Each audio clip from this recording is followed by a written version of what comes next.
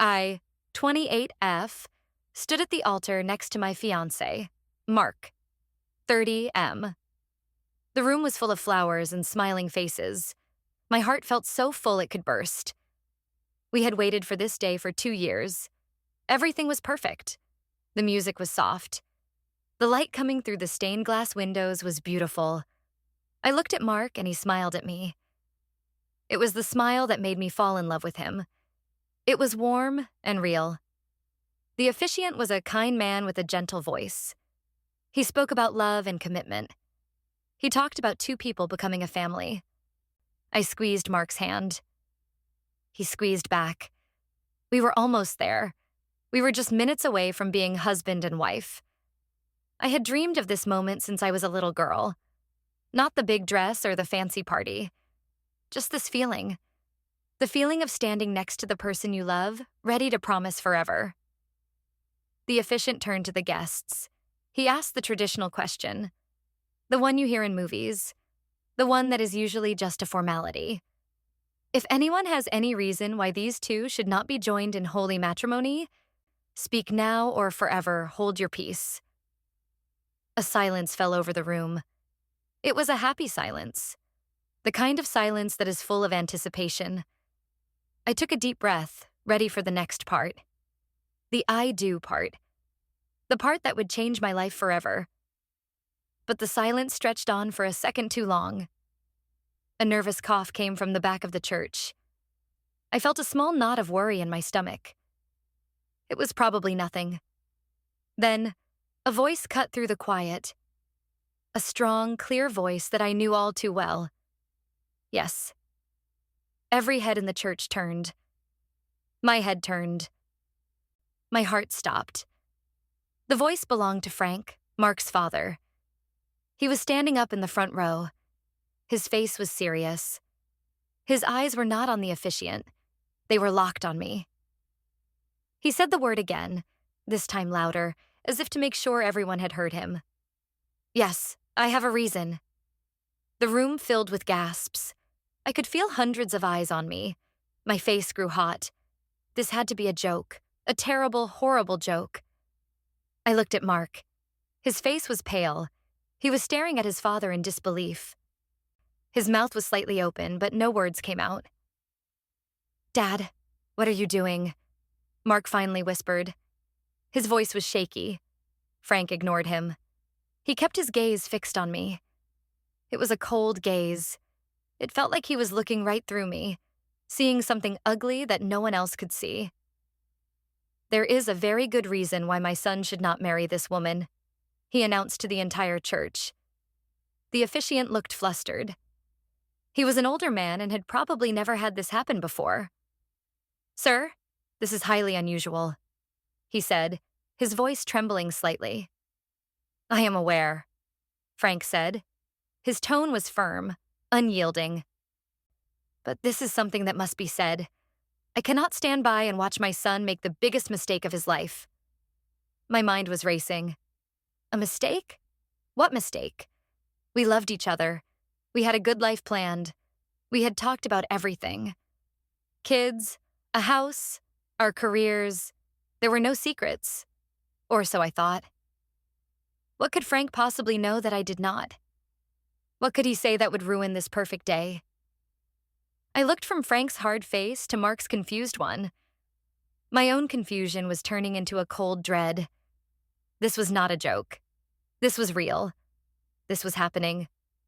My wedding day, the happiest day of my life, was turning into a nightmare, right in front of all our friends and family. And the man causing it was the man who was supposed to become my father-in-law. He was looking at me with something that looked like hatred in his eyes. And I had absolutely no idea why. "Please sit down," Mark said to his father. He took a step forward as if to shield me from Frank's stare. "We can talk about this later, in private." "There is no later," Frank declared. His voice echoed in the silent church. "The time to talk about it is now, before you tie yourself to someone who is not what she seems." My own mother was in the front row on my side, and I could see her face. She looked horrified. My father stood up, his expression angry. Frank, what is the meaning of this? You have no right. I have every right. Frank shot back. He is my son. I am trying to protect him. Protect him from me? The words stung like a slap. I had always tried to be a good partner to Mark.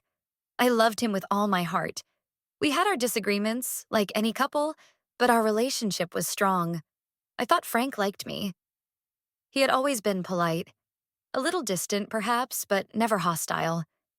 This public attack came out of nowhere. It made no sense. The officiant cleared his throat. Perhaps we should take a brief recess, he suggested weakly. But Frank was not done. He pointed a finger at me, right at me. Ask her, he said, his voice booming. Ask her about her secrets. Ask her what she has been hiding from you, Mark. Every eye was on me now. I felt naked, exposed, accused of something I did not understand. I looked at Mark, pleading with my eyes for him to do something, to stop this, to defend me. He looked back at me, his face a mask of conflict. He loved me, I knew he did. But this was his father, the man who had raised him, the man he had always looked up to.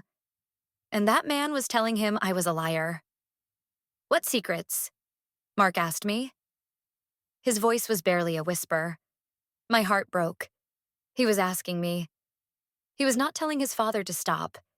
He was not telling everyone that this was insane. He was asking me what secrets I was keeping. In that moment, a tiny seed of doubt was planted in his mind by his father. And it was growing right before my eyes. The beautiful wedding I had dreamed of was gone. The love and joy had been replaced by suspicion and public humiliation. I stood there at the altar, in my white dress, feeling like a criminal on trial. And the worst part was, I did not even know what crime I was being accused of.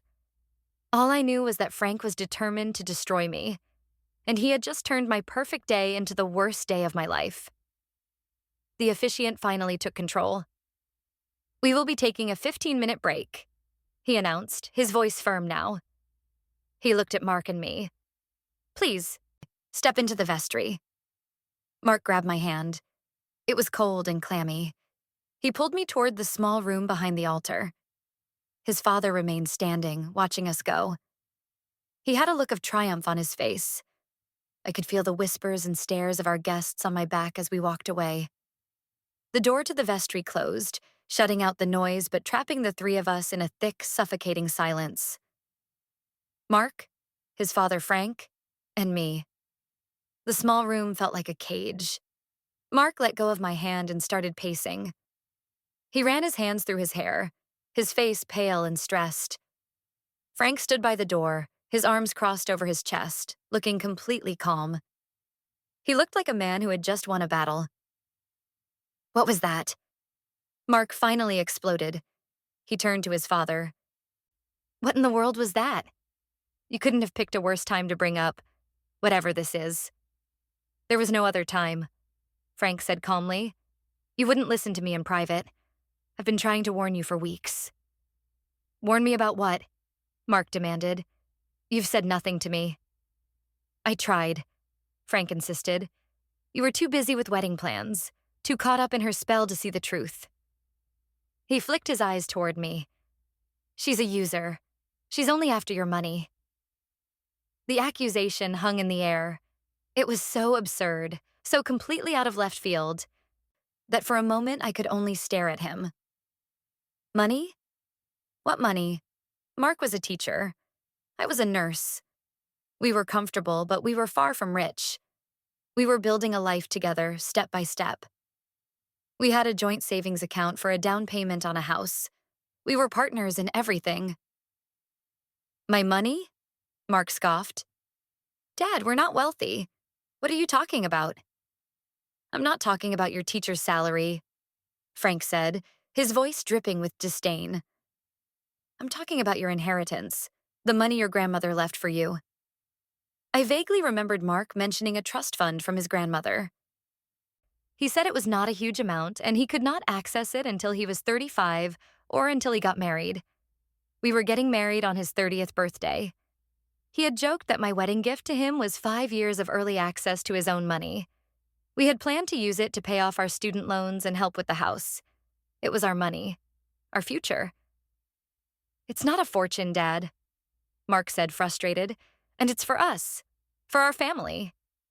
"It's for you," Frank corrected him sharply. "And she knows it. She timed this perfectly, didn't she? The wedding on your 30th birthday. The day you get control of the trust. It's all very convenient." I found my voice. It was shaky, but I had to speak. "That's not true," I said, looking at Frank directly. "I love Mark. The money has nothing to do with it. We decided on the date together because it was special." Frank let out a short, humorless laugh. "Of course that's what you'd say, but I have proof that you're a liar." My blood ran cold. Proof? What proof could he possibly have of something that was not true? This was a nightmare. I was trapped in some kind of bizarre story he had made up in his head. "What proof?" Mark asked, his voice wavering. He looked at me, then back at his father. He was caught in the middle, and I could see him starting to fray. Frank reached into the inside pocket of his suit jacket. He pulled out a folded piece of paper.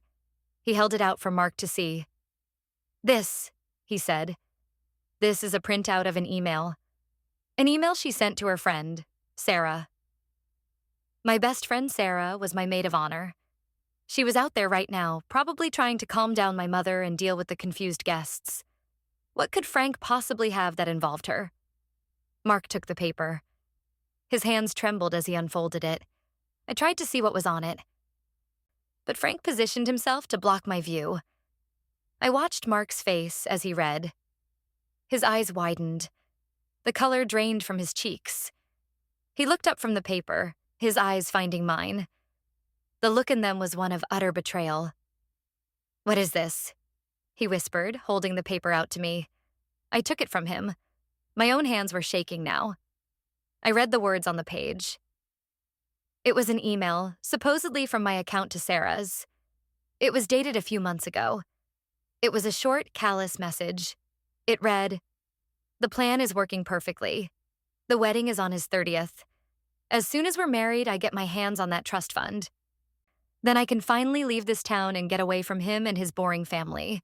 Just have to play the loving fiancé for a little while longer." I stared at the words, but they did not make sense. They were like a foreign language. I had never written this. I would never think this, let alone write it down. This was a fabrication, a cruel, twisted lie. "I didn't write this," I said, my voice barely audible. "Mark, I swear, I have never seen this before in my life." "It came from your email address," Frank said, his voice smooth and confident. "Sent to your best friend's email address. It seems pretty clear to me." "Someone could have faked it," I insisted, my desperation growing. "Frank, you have to tell him. You did this, didn't you? You're trying to break us up." Frank just smiled a small, cold smile. "Why would I do that? I just want to protect my son from a gold digger." I turned to Mark. His face was unreadable. He was looking at the paper in my hands, then at me. The trust I had thought was unshakable was crumbling before my very eyes. "Mark, look at me," I pleaded. "You know me. You know I would never do this. I love you. This is a lie. Your father is lying to you." "Why would my father lie?" he asked. The question was quiet, but it hit me like a physical blow. "I don't know," I cried, tears welling up in my eyes. "But he is. This isn't real. You have to believe me." He just stood there, torn between the woman he loved and the father he trusted. Frank had planted a seed of poison, and it was spreading through Mark's heart. He looked at the email again. He looked at me. He looked at his father. I need some time to think," he said finally. He turned and walked out of the vestry, leaving me alone with the man who had just destroyed my life. Frank watched him go. The smile on his face widened slightly. He had won. He turned his cold eyes back to me. "It's over," he said softly. "The wedding is off. You should probably go out the back door. It will be less embarrassing for you." I stood there, clutching the fake email, my beautiful white dress feeling like a costume. He was right. It was over. But this was not just about a canceled wedding anymore. This was about my name, my integrity, my love for Mark. Frank had not just stopped a wedding. He had tried to assassinate my character, and I was not going to let him get away with it. The tears of shock and hurt began to turn into tears of anger. I looked at Frank, at his smug, satisfied face.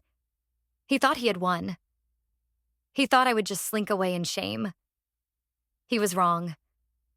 "This isn't over," I said, my voice low and steady. Not by a long shot. He just chuckled. "Oh, I think it is," he said. And then he too turned and left the room, leaving me completely alone. I stood in the silence for a long time. I could hear the muffled sounds of people talking in the church. I knew I should leave. I knew I should go home and cry. But I could not move. The fake email was still in my hand. I read it again and again. The words were so vile, so unlike me. Who would do this? The answer was obvious. Frank. But why? Just to stop the wedding? It seemed so extreme. There had to be more to it. My maid of honor, Sarah, burst into the room. Her face was a mixture of worry and anger. "What is going on?" she demanded. "Your mom is a mess. Mark is just standing outside looking like a ghost. And his father looks like the cat that ate the canary." I handed her the paper. "He showed this to Mark. He claims I sent it to you." Sarah read it. Her eyes went wide. "What? This is insane. You never sent this to me. I've never seen it before in my life." She looked at the email address details at the top. "This looks real, but it's a lie. He must have faked it somehow." "I know," I said, my voice thick with unshed tears. "But Mark, he's confused. He doesn't know what to believe." "Then we have to prove it," Sarah said, her voice full of determination. She was always the practical one, the fighter.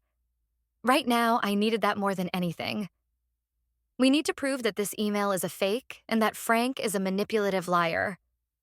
Her words sparked something in me. She was right. Crying in this room was not going to solve anything. Letting Frank win was not an option. I had to fight back. I had to clear my name and find out why he was so desperate to stop this wedding. "How?" I asked. "How do we prove it?" "I don't know yet," she admitted. "But we'll figure it out. First things first, you need to get out of this dress and out of this church. Let's go back to your apartment. We can think better there." She helped me out of the church through a side door, avoiding the sympathetic or curious stares of the guests. The short walk to the car felt like a mile. Every step was a reminder of what had just happened. The happiest walk of my life, down the aisle, had been followed by the most painful walk of my life, out the side door in shame. Back at my apartment, the wedding decorations we had put up seemed to mock me. There were balloons and a Mr. By and Mrs. banner hanging in the living room. Sarah immediately started taking them down. I sat on the couch, still in a daze, the fake email clutched in my hand. "Okay," Sarah said, pulling up a chair and sitting opposite me. "Let's think like a detective. He claims you sent this email.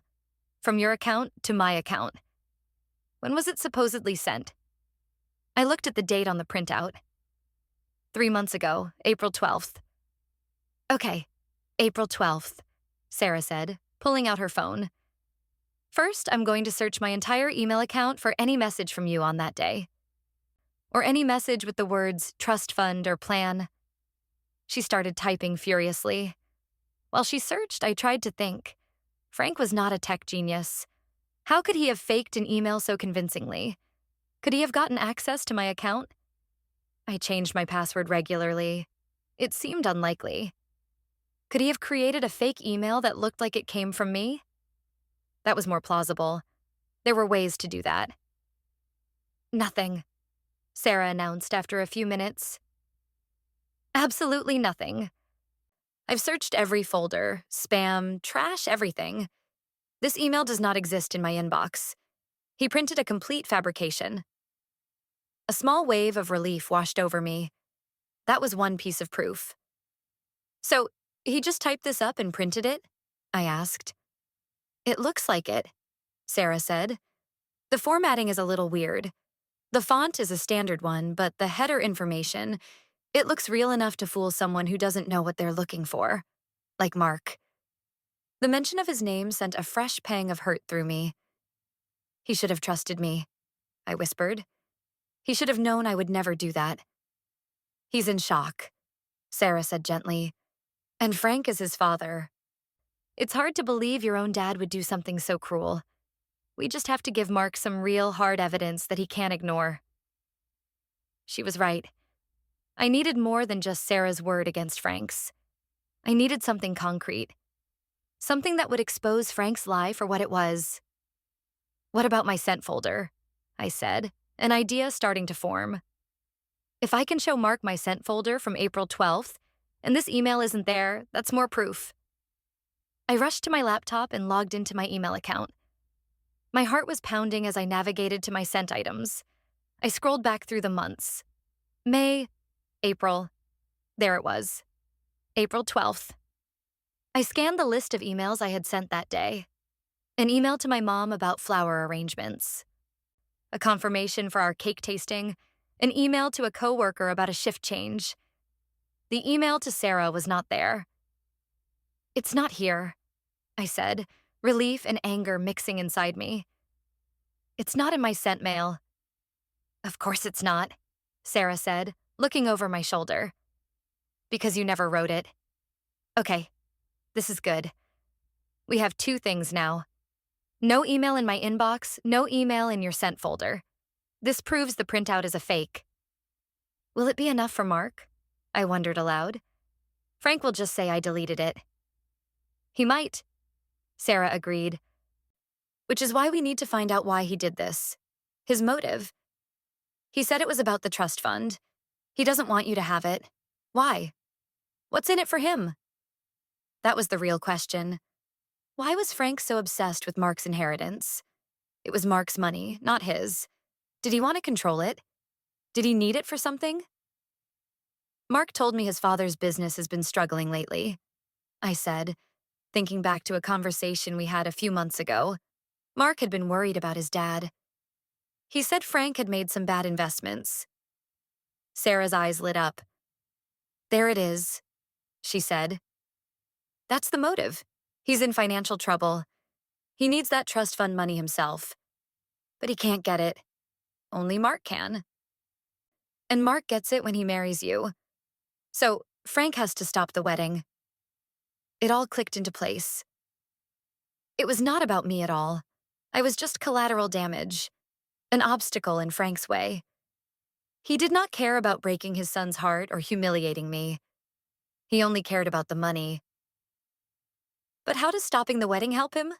I asked. Mark still gets the money when he turns 35. Maybe Frank can't wait 5 years, Sarah suggested. Maybe his problems are more immediate. Or maybe he thinks if he can get you out of the picture, he can convince Mark to give him the money once he gets it. It's easier to manipulate his son when he doesn't have a strong wife by his side. The cold, calculating nature of it all made me sick to my stomach. Frank was willing to destroy his own son's happiness for money. So what do we do? I asked Sarah. How do we prove this part? We need to find proof of his money problems, she said. Something that connects his desperation to his actions today. Public records? Business filings? Is there anyone in the family who might know something? An aunt or an uncle that doesn't like Frank very much? I thought about Mark's family. His mother, Eleanor, was completely under Frank's thumb. She would never say a word against him. But there was his Aunt Carol, Frank's sister. They had a falling out years ago. Mark had told me it was over money. Frank had allegedly cheated her out of her share of their parents' inheritance. Carol had not spoken to Frank in over a decade. She had sent us a wedding gift, but had declined the invitation, saying she could not be in the same room as her brother. "There's his sister, Carol," I said. "They don't speak. Mark said it was about an inheritance dispute." Sarah grinned. "Perfect," she said. "An angry, estranged sister who already thinks he's a crook. She's our best bet. Do you have her number?" I did. Mark had given it to me so I could thank her for the gift. I had never called it. I never thought I would need to, but now it felt like a lifeline. I pulled out my phone, my hands shaking again, but this time it was with a sense of purpose. I was no longer the victim at the altar. I was a woman on a mission to expose Frank and get my life back. I pressed the call button, my heart pounding with a mixture of fear and hope. Aunt Carol answered on the third ring. Her voice was cautious. "Hello?" "Hello, Carol. This was Mark's fiancé," I said, my voice catching on the word fiancé. It felt strange to say it now. There was a pause on the other end of the line. "Oh dear," she said softly. "I heard what happened. My cousin Susan was at the wedding. She called me. I am so sorry. What that brother of mine did was unforgivable." Her immediate sympathy was a balm on my raw nerves. I had been so scared she would not want to get involved. "Thank you," I said, my voice thick with emotion. "That means a lot." "He's a monster, that man," Carol continued, her voice hardening. "Especially when it comes to money. I'm guessing this has something to do with Mark's trust fund." I was stunned. "How did you know?" She let out a dry laugh. "Because with Frank, everything is about money. Let me guess. He accused you of being a gold digger." "Yes," I breathed. "He faked an email to make it look like I was only marrying Mark for his inheritance." "That's his move," Carol said with disgust. "Character assassination. He did the same thing to me when our parents died. Told the whole family I was greedy and trying to steal from the estate, all while he was hiding assets and cooking the books. The man has no shame." Hearing her story confirmed everything Sarah and I had suspected. Frank had a pattern. This was not the first time he had used lies to manipulate a financial situation to his benefit. "Carol," I said, taking a deep breath. "I need your help. I have to prove to Mark what his father is really like. He's confused, and Frank's words still mean something to him. Do you have any proof of what he did to you? Anything that shows his history of financial deception?" There was a long silence on the line. I held my breath, praying she would say yes. "I might have something," she said slowly. "After the estate was settled, I hired a private investigator to look into his finances. I was trying to build a case against him, but it got too expensive and too ugly. But the investigator found some things. Some very interesting things about a shell corporation he set up. I still have the report somewhere." My heart leaped. This was it. This was the hard evidence I needed. "Could I see it?" I asked, trying to keep the desperation out of my voice. "It would mean everything. It's the only way I can open Mark's eyes." "Frank doesn't deserve a good son like Mark," Carol said, her voice filled with a sudden, fierce anger. "And he certainly doesn't deserve to get away with ruining that boy's happiness. Yes, I'll help you. I'll dig out the report. Can you meet me tomorrow?" We arranged a time and place. When I hung up the phone, I looked at Sarah with tears in my eyes. But these were not tears of sadness. They were tears of hope. "She has a private investigator's report on him," I told Sarah. "About a shell corporation he used to hide money." Sarah's jaw dropped. "You're kidding. This is better than I ever could have hoped for. This isn't just about the email anymore. This is about showing Mark that his father is a genuine criminal." Suddenly, the path forward was clear. My plan had two parts. First, I had to confront Mark. I needed to show him the evidence I already had about the email being a fake. I had to see if there was any trust left between us to build on. And then, once I had the report from Carol, I would deliver the final blow. I would not just clear my name. I would expose Frank for the con man he truly was. My phone buzzed. It was a text from Mark. "Can we talk?"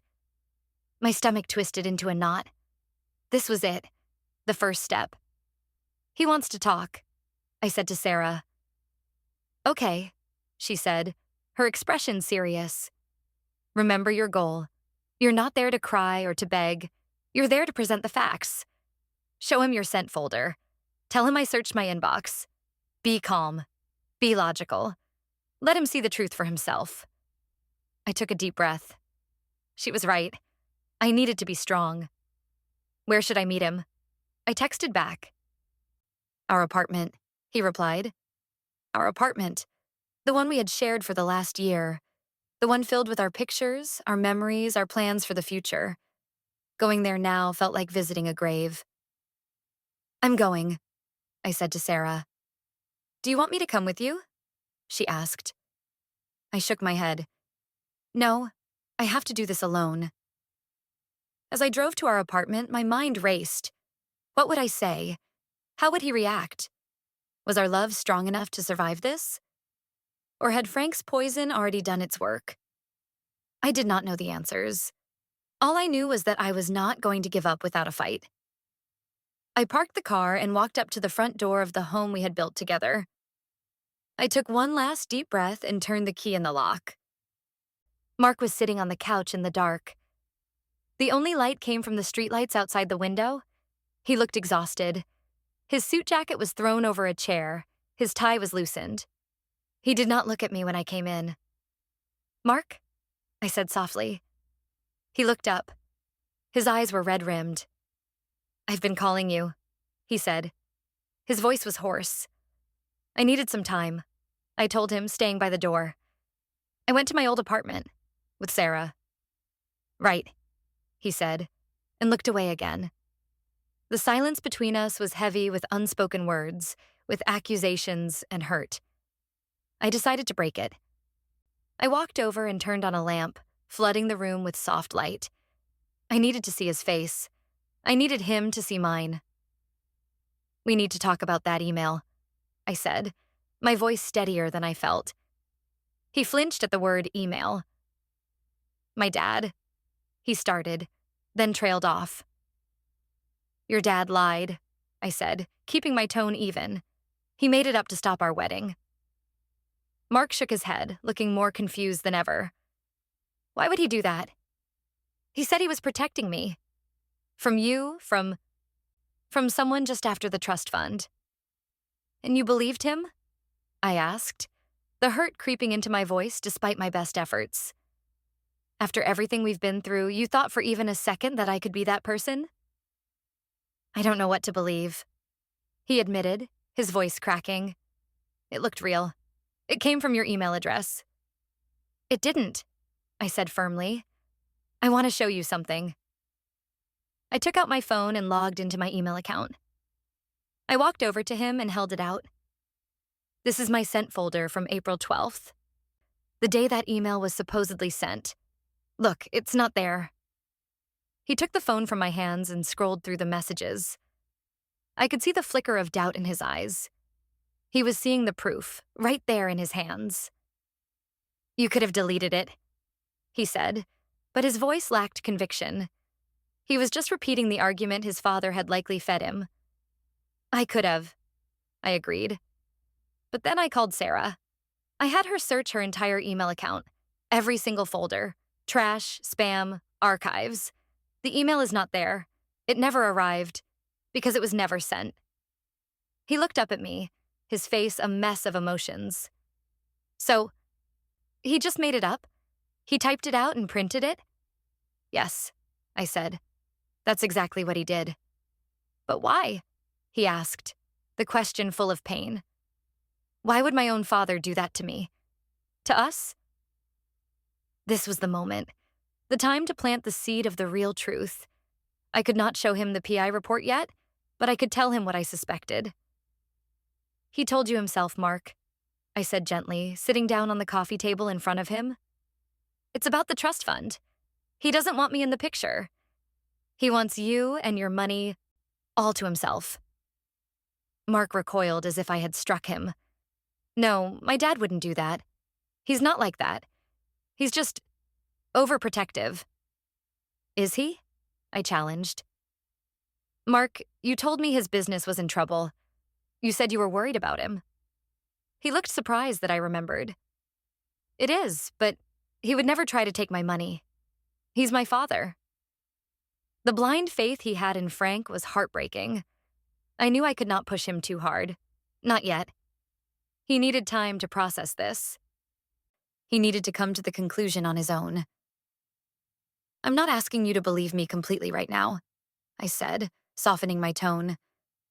I know this is a lot to take in, but I am asking you to doubt him. Just a little. For me? For us. All the evidence shows that the email is a fake. That means your father lied. You have to start there. Why would he lie about something so huge? He stared at the floor, turning my words over in his mind. I could see the wheels turning. The foundation of trust in his father was cracking, ever so slightly. I need to talk to him, he said finally.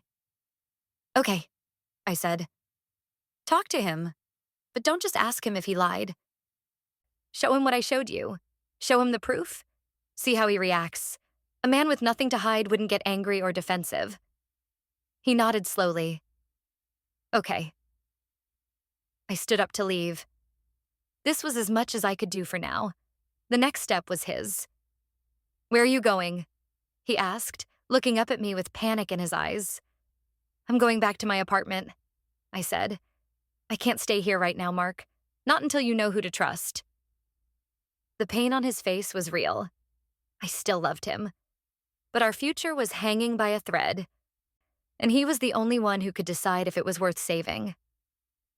I love you, he whispered as I walked to the door. I love you too, I said, my hand on the doorknob. That's why this hurts so much. Please, Mark, just think about it. Think about everything. I left him there, alone in our apartment with the seeds of doubt I had planted. I did not know if they would grow, but it was a start. The next day, I had my meeting with Carol, and then I would have the weapon I needed to finish this fight for good. The next morning, I met Carol at a small, quiet coffee shop far from our neighborhood. She was a woman in her late 50s, with sharp, intelligent eyes that held a hint of sadness. She looked a lot like Mark. She slid a thick manila envelope across the table toward me. Here it is, she said. Everything the investigator found. Bank statements from offshore accounts, incorporation documents for a shell company named after my mother. My mother, can you believe the nerve? And a detailed analysis of how he funneled money out of his own business, driving it into the ground, while he padded his secret accounts. I opened the envelope and started to read. It was worse than I had imagined. Frank was not just in a little financial trouble. He was a crook. He had been systematically embezzling from his own company for years. He was on the verge of bankruptcy, but he had a personal fortune hidden away where no one could touch it. He's a sociopath, Carol said, watching my face as I read. He cares for no one but himself. He sees other people, even his own family, as tools to be used for his own gain. He sees Mark's trust fund as his own personal bailout package. This is unbelievable, I whispered, looking at a document that showed a transfer of $100,000 to an account in the Cayman Islands. Believe it, she said grimly, and be careful. A man that desperate is a man that is dangerous. He tried to ruin your reputation. He might try to do worse. Her words sent a shiver down my spine, but I was not scared. I was furious. This man had tried to paint me as a gold digger, while he himself was a common thief. The hypocrisy was staggering. Thank you, Carol, I said, looking up from the papers. This is more than enough. This will prove everything. Just promise me one thing, she said, leaning forward. When you show this to Mark, make sure his mother is there. Eleanor has been enabling Frank's behavior for 40 years. She knows what he is. She needs to be held accountable, too. I promise, I said. It was a good point. Eleanor was not innocent. She stood by and let Frank humiliate me at my own wedding. She was complicit in his lies. I left the coffee shop with the envelope clutched in my hand like a shield. This was my power now. Frank thought he had all the cards, but he had no idea what I was holding. My phone rang as I was driving home. It was Mark. I talked to him, he said, his voice flat and empty. And? I asked, my heart pounding. You were right, he said. He got defensive. He got angry. He accused me of taking your side, of being weak. He said you had poisoned my mind against him. He never once just calmly denied it. He just attacked. I let out a breath I did not realize I had been holding. The seeds of doubt had sprouted. I'm sorry you had to go through that, Mark. He admitted it, Mark said, his voice breaking. Not in words, but he admitted it with his anger. He lied. He tried to ruin us.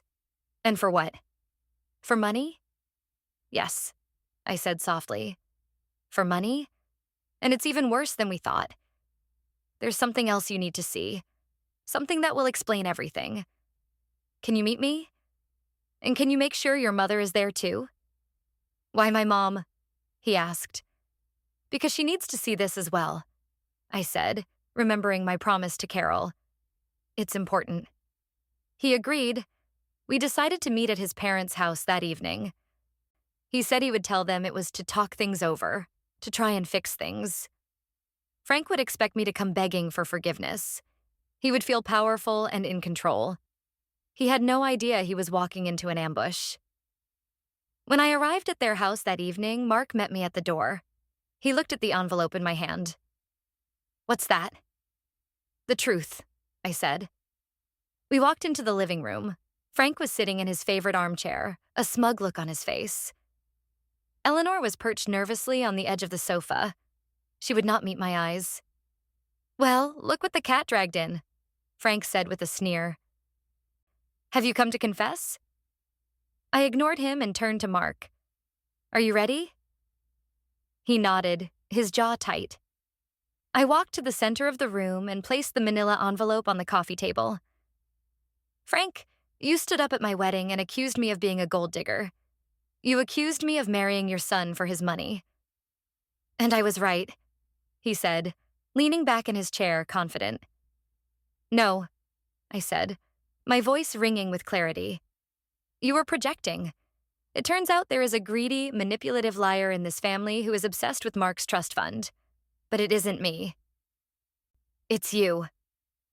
I opened the envelope and took out the first document. It was the incorporation paper for the shell company.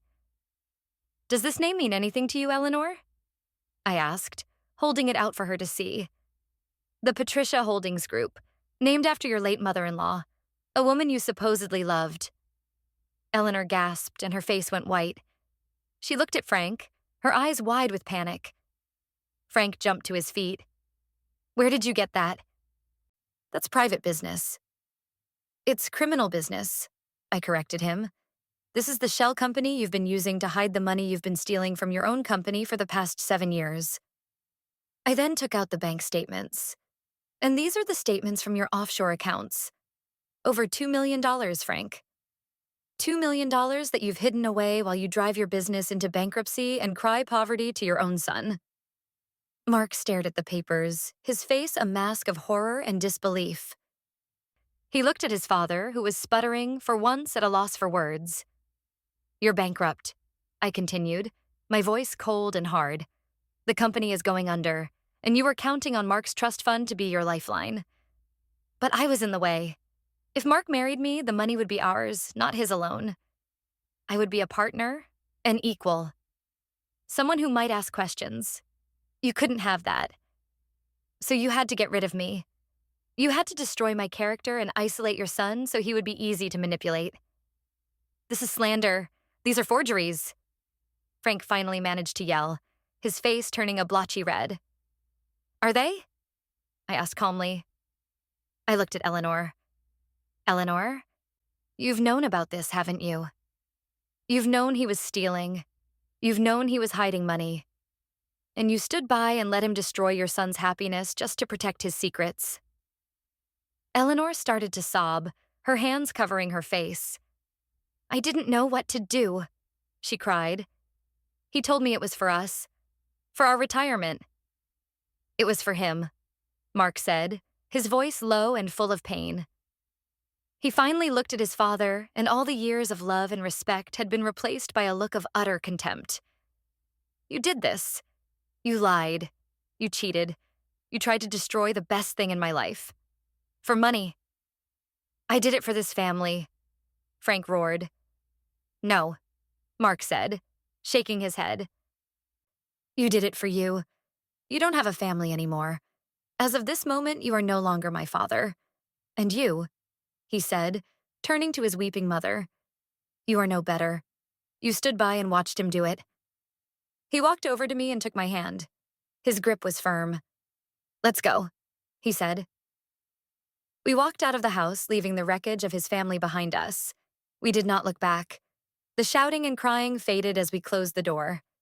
In the car, we were silent for a long time.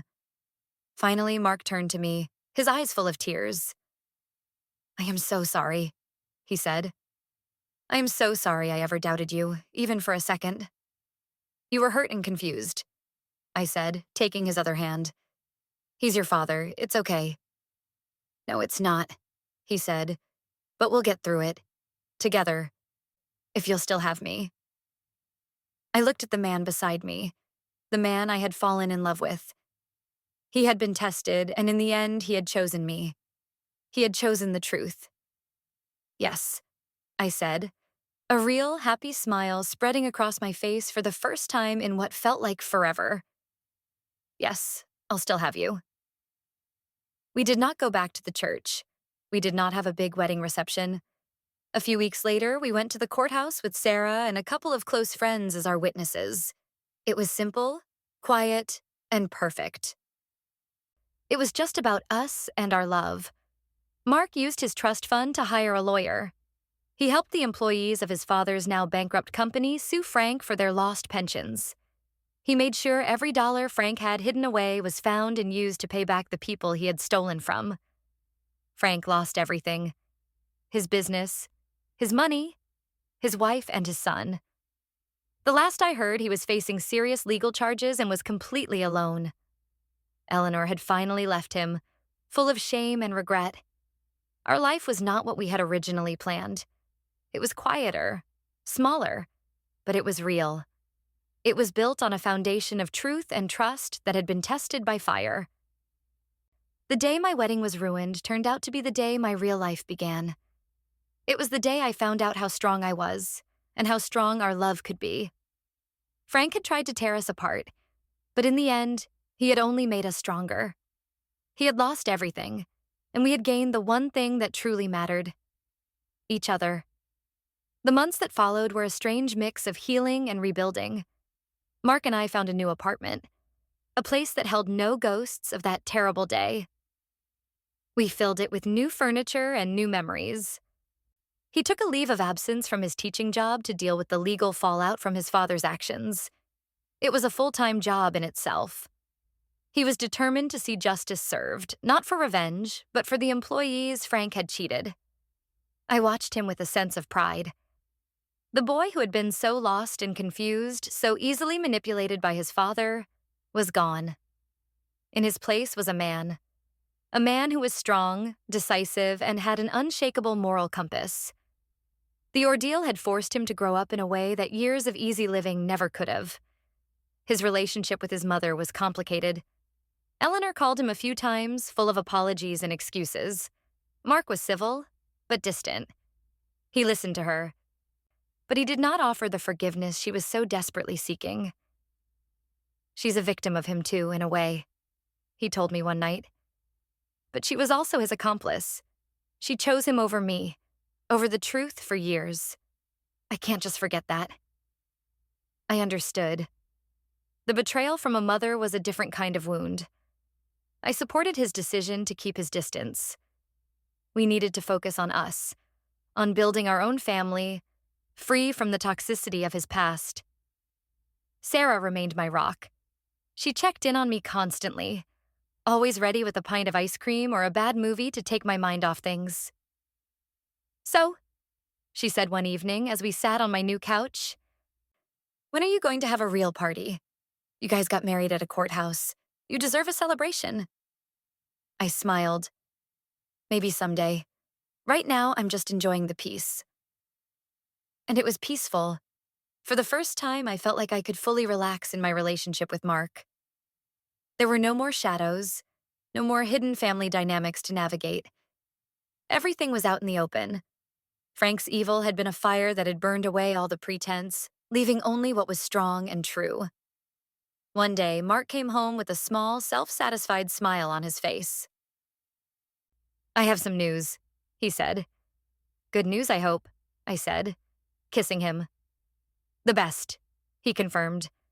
"The court just approved the settlement for the employees' pension fund. The lawyers were able to recover almost all of the money Frank had hidden offshore. Everyone is going to get what they were owed." I threw my arms around him. "That's amazing. I'm so proud of you." "There's more," he said, his smile widening. "As part of the proceedings, the judge has ordered a full audit of all of Frank's personal and business accounts for the last 20 years. And guess who they've been subpoenaing for testimony?" "Carol?" I guessed. "Carol," he confirmed, "and a whole bunch of his old business partners. It turns out my father has a long history of shady dealings. The district attorney is even looking at pressing criminal fraud charges." It was a satisfying conclusion. Frank wasn't just going to be a social outcast. He was going to be held legally accountable for his crimes. His entire empire of lies was crumbling to dust. A few weeks after that, we got an unexpected letter in the mail. It was from Eleanor. It was not a phone call or a text. It was a long, handwritten letter. Mark read it first, his face unreadable. Then he passed it to me. In the letter, Eleanor finally took full responsibility for her actions. She did not make excuses. She admitted that she had known about Frank's financial dealings for years. She had been afraid to leave him, afraid of being alone, afraid of the scandal. She wrote that seeing the look on Mark's face that day in the living room was the moment she finally realized the true cost of her silence. She had lost her son. She wrote that she had left Frank for good and was now living with her sister in another state. She was in therapy. She was trying to figure out who she was without him. She did not ask for forgiveness. She just wanted us to know that she was truly sorry and that she hoped one day Mark could find it in his heart to not hate her. "What do you think?" I asked Mark after I finished reading. He was quiet for a long time. "I think," he said slowly, "that she's finally starting to tell the truth. And that's a start." It was not forgiveness, not yet. But it was a glimmer of hope for a future where he might be able to have some kind of relationship with his mother again. Life settled into a new, happy rhythm. Mark went back to teaching. I continued my work as a nurse. We saved our money. We talked about the future. We laughed a lot. The trauma of the wedding faded, replaced by the quiet joy of our everyday life. About a year after the courthouse wedding, Mark came home one evening with 2 plane tickets. "Where are we going?" I asked, looking at the destination. "Paris." "We never had a honeymoon," he said, wrapping his arms around me. "I think it's time we fix that." It was the most romantic week of my life. We walked along the Seine, ate pastries, and visited museums. We were just 2 people in love, a million miles away from family drama and legal battles. On our last night, as we stood watching the Eiffel Tower sparkle against the night sky, Mark turned to me. "Do you ever think about that day?" he asked quietly. I knew which day he meant. "Sometimes," I admitted. "It's hard to forget." "I think about it a lot," he said. "I think about how close I came to losing you, how easily I could have believed him. It terrifies me." "But you didn't," I said, touching his face. "In the end, you trusted me. You chose us." "It was the best choice I ever made," he said, his voice thick with emotion. He pulled a small box out of his pocket. It was not a ring box. It was a locket. He opened it. Inside, on one side, was a tiny picture of us from our courthouse wedding. On the other side, he had engraved a single word: truth. "This is to remind me," he said, of what's real, of what really matters. You are my truth. Tears streamed down my face as he fastened the locket around my neck. It was the most beautiful gift I had ever received. Frank had tried to destroy us with a lie, but in the end, our love had been built back stronger, on a foundation of pure, unshakable truth. We had faced the worst, and we had not only survived, we had triumphed. We were finally free. And we were finally, truly happy. We returned from Paris feeling refreshed and more connected than ever. Life resumed its comfortable pace, but something had shifted. The last vestiges of the shadow his family had cast were gone. Mark had made peace with his past, and we were both looking firmly toward the future. One Saturday morning, we were having a lazy breakfast when Mark's phone rang. It was a number he did not recognize. He hesitated, then answered. I watched his expression change from curiosity to shock. It was a reporter, he said after he hung up. From the local business journal. They're doing a big story on Frank, on the collapse of his company and the fraud investigation. What did they want? I asked.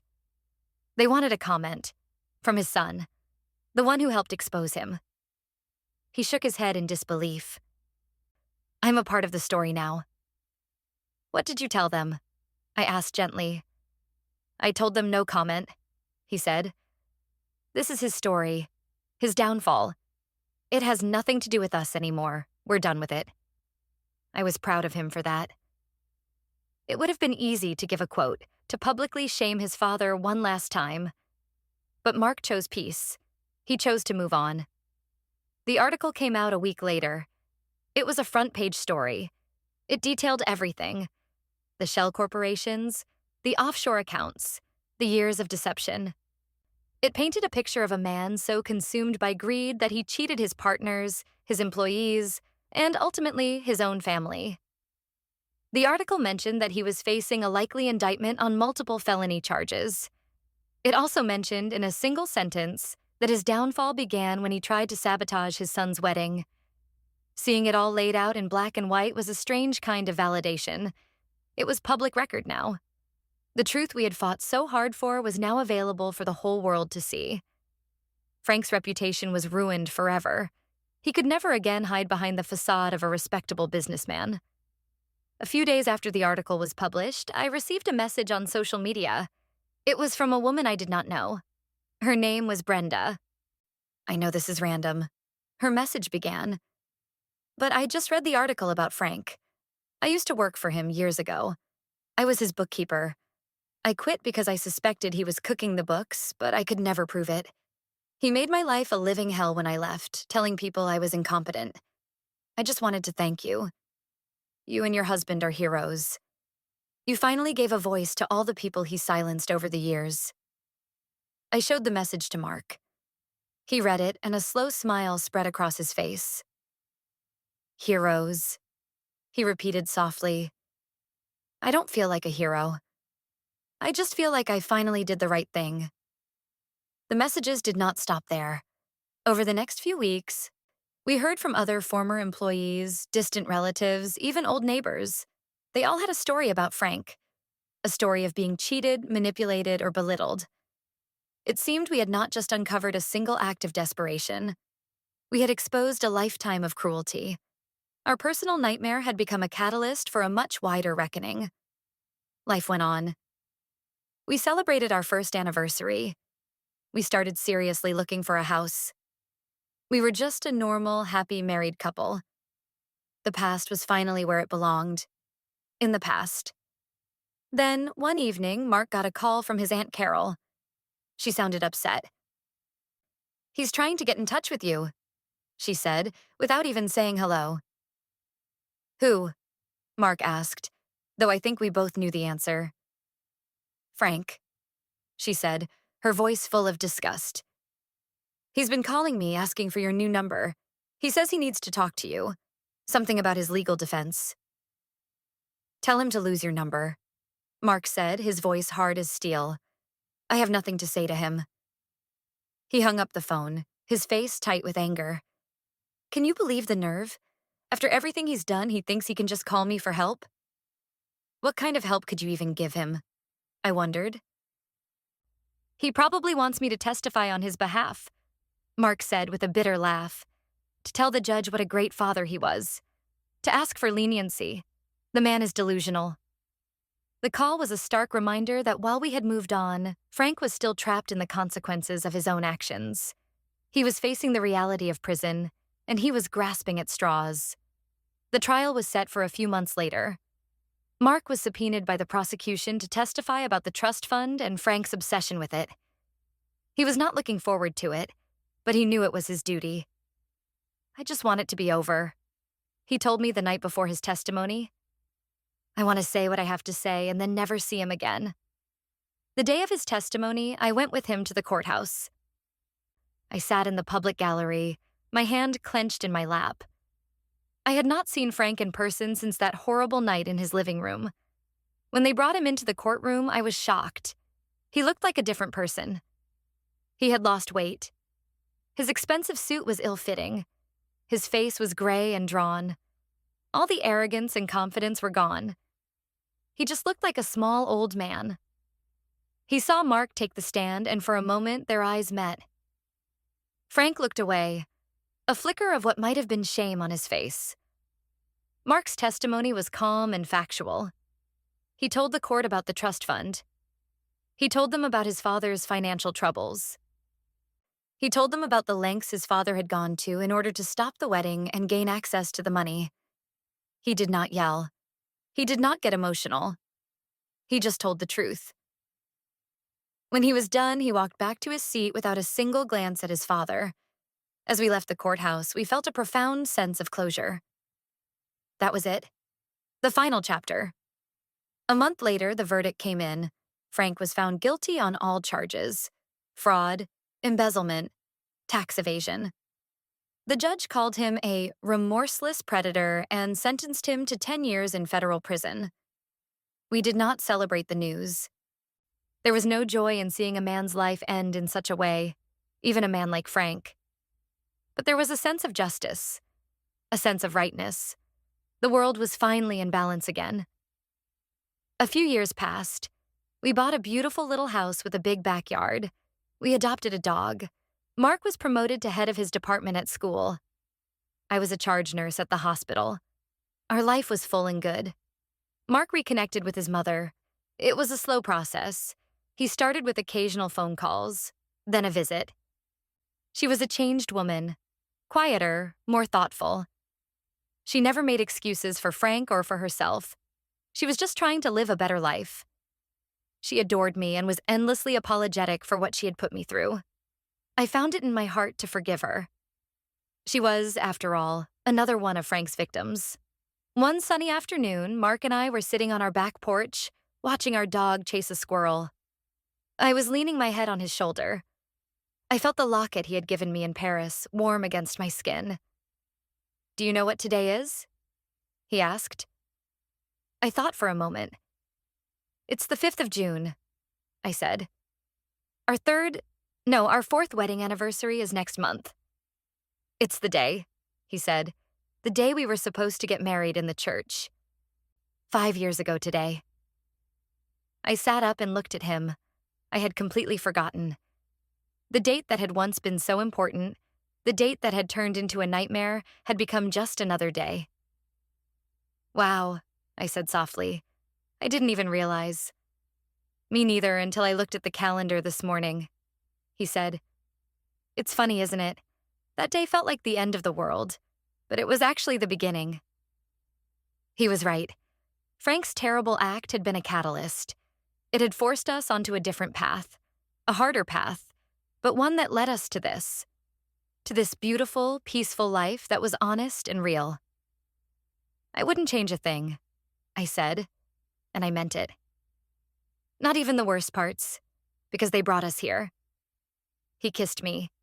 "Me neither," he said. "Happy beginning day, my love." We sat there for a long time, holding hands, grateful for the life we had built from the ashes of a lie. Frank had tried to stop our marriage for a reason, But in the end, the only thing he had done was prove just how unbreakable we truly were.